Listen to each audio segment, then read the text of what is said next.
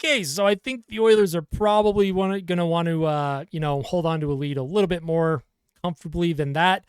They bent, they didn't break. Stuart Skinner made some humongous saves tonight. If it was not for Stuart Skinner, we would probably be in overtime right now. I'm going to be completely honest with you. The Oilers got that 4-1 lead, and some of their players, they really struggled. I'm looking at the Dreisaitl's, the Darnell Nurses. Philip Broberg got a pretty tough game. However, like I said, they bent, they did not break. They found a way to force a game 6. And if you follow me on Twitter, I'm going to show you something. All right. There was never anything in doubt. Once again, the NHL script has made its way to my desk. The Oilers will force a game 6 tonight. This was sent at 7:44 a.m. And the script never lies, right? Of course, I'm kidding. The NHL doesn't actually send me a script. I get people that comment all the time saying that things are rigged and that there is a script. I promise you there is not a script. Unbelievable game tonight. This is kind of a raw reaction. The Oilers found a way to extend this series. It is now a 3-2 series lead for the Florida Panthers. We are going back to Edmonton for game number 6 on Friday. I am so sweaty. I am like sweating for lack of a better term, sweating my nuts off right now. Got the victory chain on. Heart rate is still pretty elevated. That was an incredibly exciting game. Never in doubt, though, even though the Oilers were bending, it really did feel like defensively they were still able to hold Florida to outside opportunities. It really felt like those games against Vancouver and Dallas where it's just like they're really pushing, but Edmonton finds a way to just kind of hang on. I was very scared, though, when Janmark did not put that puck in the empty net and he just missed the rebound off the post and Florida came back the other way. I told the live chat, if you tune into live stream, you'll know I was very concerned. In round 1, Nashville against Vancouver. Nashville had an opportunity. I can't remember if it was game 3 or 4. I think it was game 3. I forget who was on the Predators. They hit the post with the net empty, and then Vancouver was able to tie that game up, and then they won it in overtime. I was so concerned that that was a hockey god thing, being like, Edmonton might not hang on here. However, the Oilers were able to get the empty netter. Hyman with a great backhand down the ice, and then Tkachuk. It was a game-saving moment until McDavid took the puck and put the puck into the empty net. Connor McDavid had 4 points tonight. Connor McDavid is really building himself a legacy right now in this postseason. Connor McDavid has been unbelievable. His play tonight, it's the best I've ever seen him play. He has truly turned it up. He's now at 42 points in the postseason, 8 goals, 34 assists, 42 points. The all-time playoff record is 47 points by none other than Wayne Gretzky, of course. Connor McDavid is he's only 5 points away from the all-time playoff scoring record. Who knows if this series gets extended to a 7th game, there is an opportunity that he could beat that record. I don't think he's even remotely looking at that. And as an Oilers fan, I don't give a single shit about that kind of record. I want Edmonton to go back to the city of Edmonton, win game 6, force a game 7. If you're the Florida Panthers, man, couple opportunities in this game. You really felt like they had it, but now you've got to load everything back up. You got to go back to Edmonton, and that barn in Edmonton. Oh boy, Rogers Place. If I could sell my soul for a ticket to go to Rogers Place on Friday, I absolutely would. I bet that atmosphere is going to be unbelievable.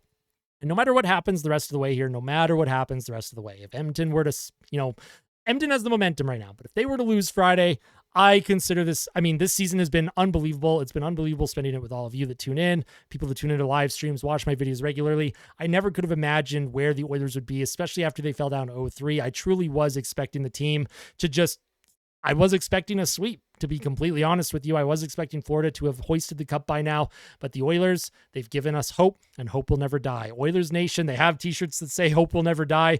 I have a good buddy. He was photographed with McMullet on social media. That picture's gone viral. My buddy's name is Kyler. Went to school with him, grew up in the same hometown. You know what? I'm going to find that picture, actually. Hold on. I'm going to find this. I'm going to find this picture. It's great. It looks great. The t-shirt's great. And it really does show that Oilers fans will not give up here. I'm going to show us on the video here. Here he is. Here's Kyler. Here's McMullet. Hope will never die. This was in game 4. Of course, Oilers Nation, they're pretty happy that he's flexing the shirt. This is a terrific individual. Obviously, all Oilers fans are pretty terrific. So this shirt, in particular, it's going viral. Hope will never die. And for the Edmonton Oilers, hope will never die. There is hope. There is a chance that they are able to find a way to force a game 7, but we can't think that far ahead. tonight. I'm going to try and sleep as much as I can. Tomorrow, I will have a day after episode, and I'll try and put all my thoughts together. I'll try and discuss the highs and lows of this game. I'm going to discuss the officiating, of course. It's a hot topic tonight. Panthers fans, I know you're frustrated, but you're still in the driver's seat. The Florida Panthers are still in the driver's seat here. The Oilers have to win 2 games. The Florida Panthers have to win 1. The road's tougher for Edmonton. And if you're the Edmonton Oilers, the way they played in the second and third period, I think the Florida Panthers, they might be able to build off that. The Florida Panthers forecheck was able to really establish itself. The Oilers looked uncomfortable after that 4-1 lead. They weren't really able to generate anything. The Oilers only had 4 shots in the third period tonight. Florida was all over them after that 4th goal that Edmonton scored. But if there is, talking about hope for Edmonton, Sergei Bobrovsky, he has been a little leaky here. He gave up another 4 goals tonight. And if you're the Edmonton Oilers, they're finding ways to beat him. Obviously, Connor McDavid is instrumental in finding ways to beat Sergei Bobrovsky right now. But the team in general, you had Connor Brown's shorthanded goal, kicked off the game. You love that from Connor Brown, by the way. Connor Brown, please re-sign him. Please re-sign him and Matthias Janmark. I know they didn't have like the best game overall, when we look at it, when you take a step back and you look at the advanced metrics. But Connor Brown, that shorthanded goal in the first period, unassisted, absolutely huge. You felt like the Oilers were going to win the game just because of that. You had Zach Hyman then score a power play goal. The Oilers' power play finally broke through. They had 2 goals on the power play tonight. They were 2 for 5. Florida went 0 for 3. I think Florida was looking for possibly 1 or 2 more power play opportunities. There was a decent amount of missed calls on both sides. I think the Oilers, the most egregious missed call was the too many men. I'm completely shocked that they didn't call that. Of course, Panthers fans are pretty upset that Tkachuk was called for embellishment when Dylan Holloway hooked him in the third period. I did think it was embellishment. However, based on how things had been called earlier in the series, I'm surprised they did call it. So that's something that the officials, they must have been looking at throughout this series to make that judgment call. That's a tough judgment call to make. And the Oilers, they finally win a game when Dan O'Rourke is one of the officials here. So, we can put the conspiracy theories to rest about certain refs favoring one team over the other. Listen, at the end of the day, you're in control of your own destiny. The Oilers had to control their own destiny tonight. They found a way to win 5-3. I'm losing my voice, so I'm going to stop the video here. If you liked this post-game raw reaction and you want to see more content from me, I will have a day after episode up tomorrow. That is a long-form discussion, usually 30 to 40 minutes long. And then Thursday, I will have another video up. Not sure what it's going to be yet. Friday morning will be a pre-game report, and then Friday night I will be live streaming Game 6 once again. Even though the Elden Ring Shadow of the Erdtree DLC releases on Friday, I will be live streaming the Oilers because obviously this is much more important. I am very excited. If you play Elden Ring, I hope you're excited too. Just a little nod to Elden Ring. It's my favorite game in the world.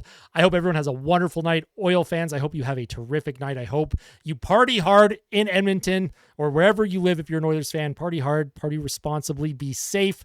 Like the video tonight. Make sure you subscribe if you are yet to subscribe. Share this video with your friends and family or people that you think might enjoy my content, and tell someone that you love them. That's the most important thing that I always push at the end of my videos. Tell someone that you love them. Remember, fight like a kid, fight like Ben. I always leave a link to the Ben Stelter Foundation in all of my videos and live streams. If you ever want to check it out, if you ever want to donate, I am not affiliated with them personally, but they do their cause. The money goes towards Kids for Cancer research. It is, such a positive thing in the Oilers community. The Stelter family has been instrumental in influencing Edmonton Oilers fans. So that's something that I do push every now and then, just because it's something that I've donated to, I have supported in the past. So thank you so much for watching. I'm just rambling now. You all have a great night, Oil Country. We'll see you tomorrow, day after. We'll see you Friday for Game 6. Let's go.